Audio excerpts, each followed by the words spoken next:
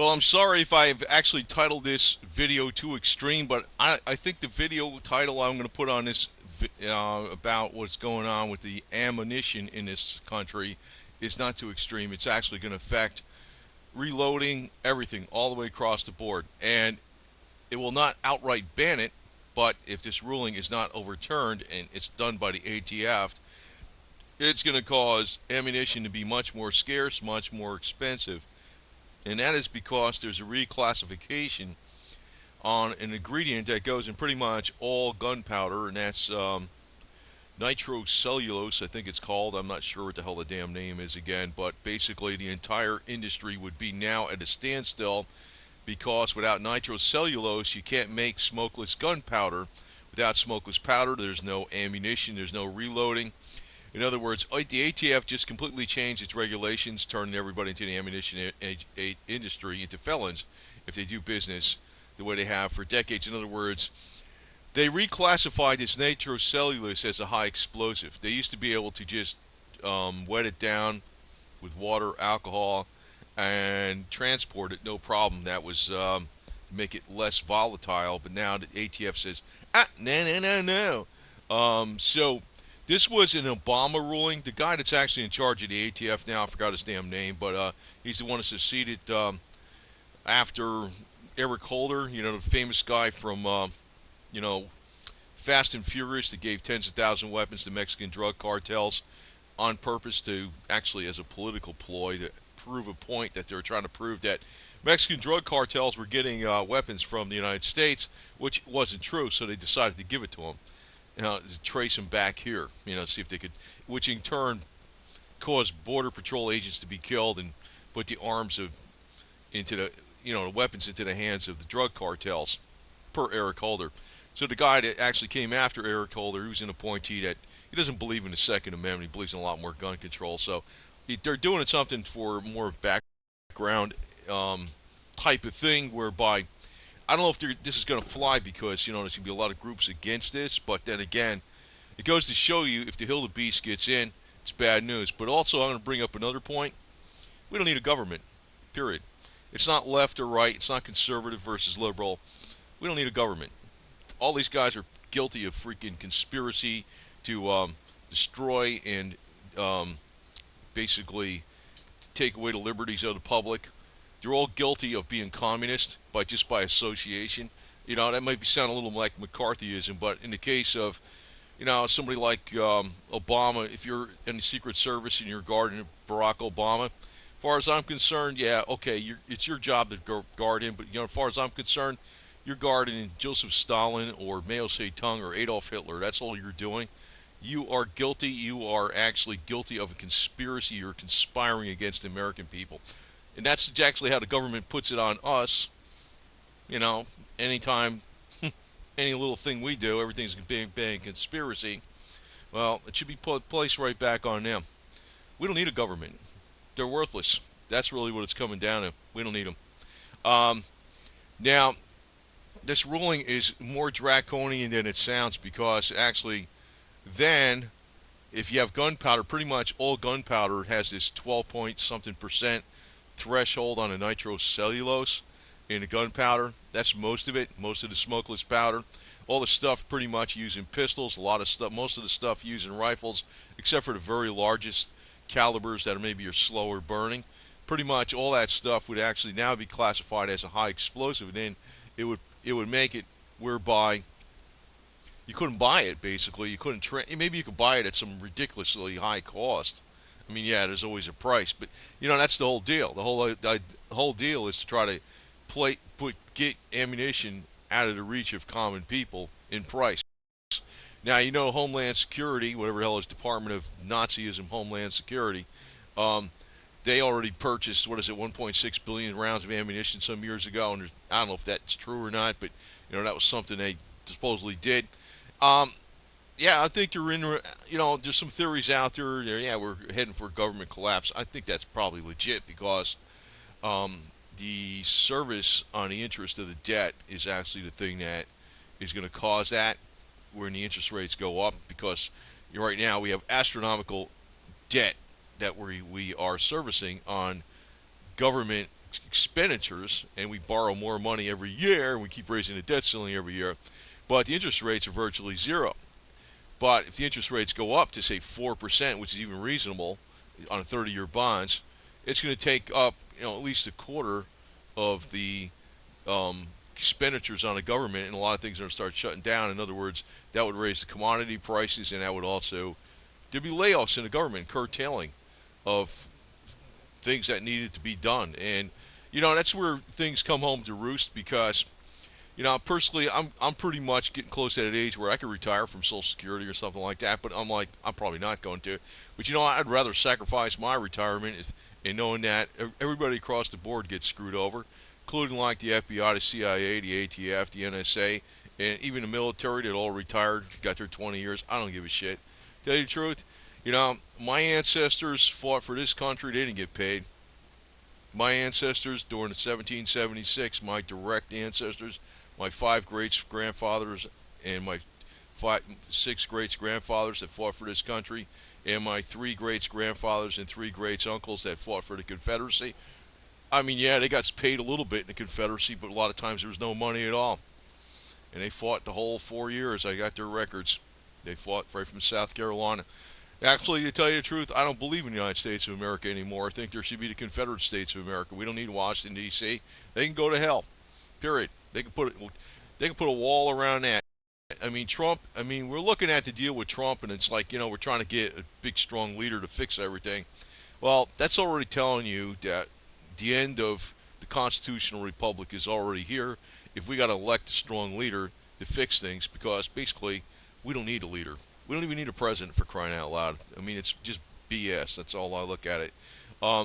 So it really is time to revolt on a lot of this stuff. And I can't put it too strongly, actually on YouTube. But just remember Jesse James and Geronimo. A little bit of inspiration there. I put that on another video, and I was trying to lay it out a little more clearly to people that way, because I don't know if the gatekeeper alt media channels are going to put out this about what's going on with this, but this actually does piss me off to the max, because it's one of these things that Obama's trying to do in the last several months of his reign of terror. And it's also something, most people don't realize it because they're too busy sticking their nose in a little iPhone going click, click, click, click, click. Hey, what I got here? I got a new message, I got a new app, and all this kind of shit. And being on Facebook and being spied on.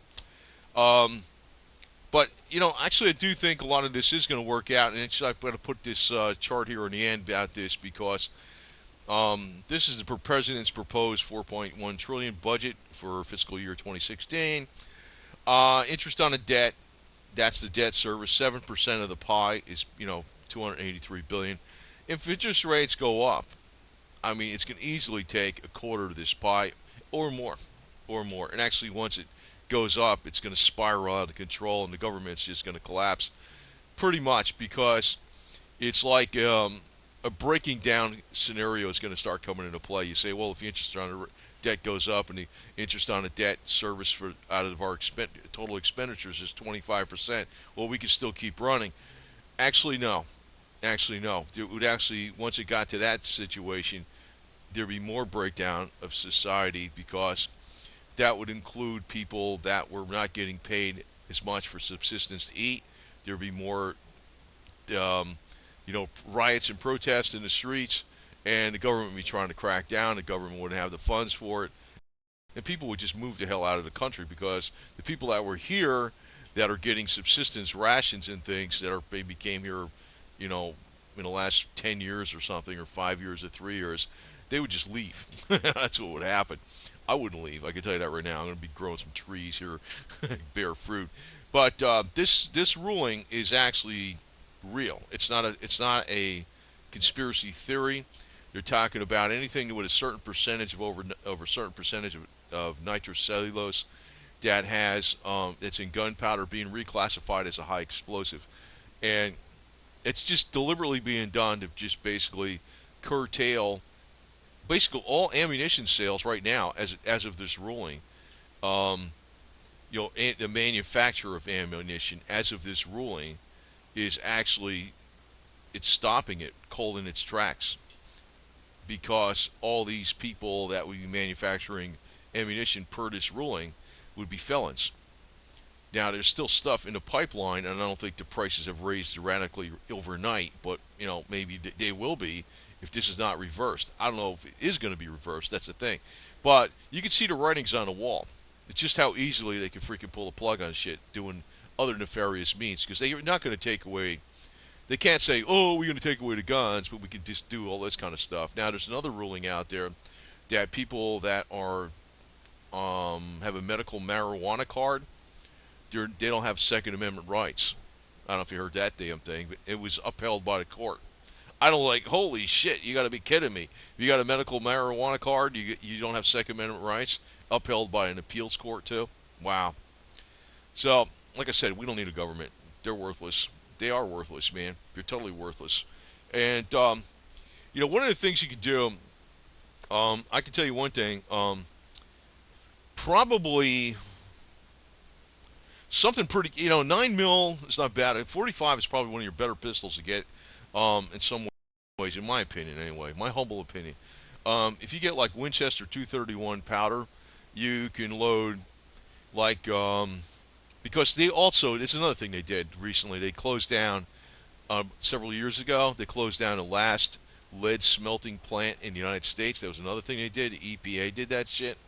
So now there's no lead smelting plants in the United States anymore. But lead is plentiful because you can go in any junkyard and get the lead wheel weights off of cars and stuff like that and melt them down.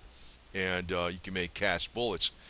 One of the things you can do is you can make ghost guns, which is 45 is a popular ghost gun, right? That works.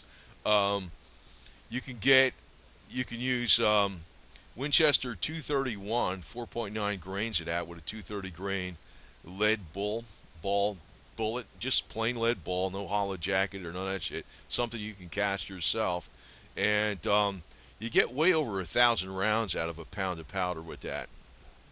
It's pretty efficient, and it's still, even if it's a lead ball, if it's a 45 caliber, it's plenty potent. It really is. I mean, it's kind of like mil-spec stuff. It works fine with a lead ball because it's not going very fast. It's not an ultra high velocity whereby, something's going 2,000 feet per second. You can't really have a cast lead projectile. You got to have copper jacket it, right? Just want to put that out here in this video. And, but this is real. Obama basically, he's virtually, I'm assuming, I don't know what the hell's going to happen with this ruling. I know it could be like, oh, they did this ruling and now everybody fights back and they stop it. But then I don't know if it's going to be stopped. As of now, this virtually stops the manufacture of ammunition in the United States because everybody's got to now comply with this.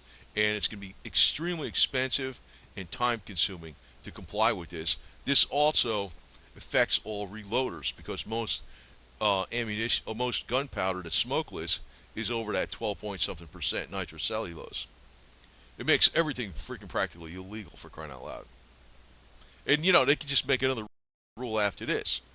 That's why this prick actually, and I'm going to say it's not just Obama. I'm going to say it's all the people around him that are in the government.